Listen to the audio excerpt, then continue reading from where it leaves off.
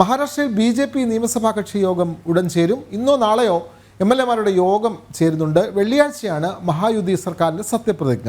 വെള്ളിയാഴ്ച മഹായുതി സർക്കാരിൻ്റെ സത്യപ്രതിജ്ഞ നടക്കുമ്പോൾ മുഖ്യമന്ത്രി ആര് എന്നുള്ള കാര്യങ്ങൾ കൂടി അറിയേണ്ടതുണ്ട്.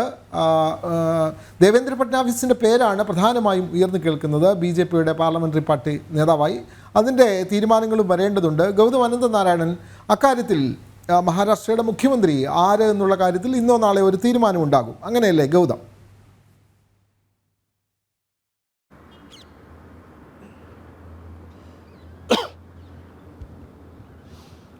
വിനോദേ, മഹാരാഷ്ട്രയിൽ ഡിസംബർ 5-നാണ് BJP നേതൃത്വം നൽകുന്ന മഹായുതി സർക്കാരിൻ്റെ സത്യപ്രതിജ്ഞ നടക്കാൻ പോകുന്നത്. അതിന് മുന്നോടിയായി ഇന്നോ നാളെയോ BJP-യുടെ നിയമസഭാ കക്ഷി യോഗം ചേരും എന്നാണ് BJP നേതൃത്വം വ്യക്തമാക്കിയിരിക്കുന്നത്.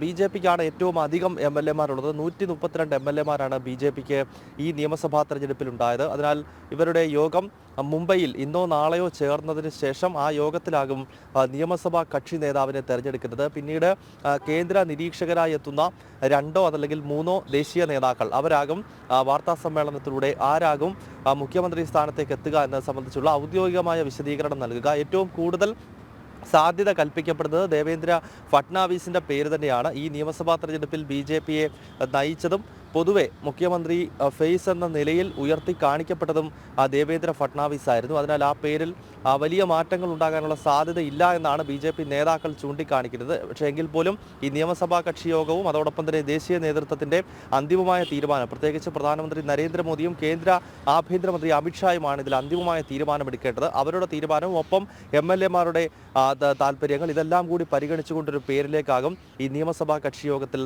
തീരുമാനം എത്തുക. വിനോദ്, തീർച്ചയായും മഹാരാഷ്ട്രയിൽ ഇന്നോ നാളെയോ നിയമസഭാ കക്ഷി നേതാവിനെ തെരഞ്ഞെടുക്കും. സത്യപ്രതിജ്ഞ 5-ാം തീയതി നടക്കും. വിവരങ്ങൾ നൽകുകയായിരുന്നു ഗൗതം.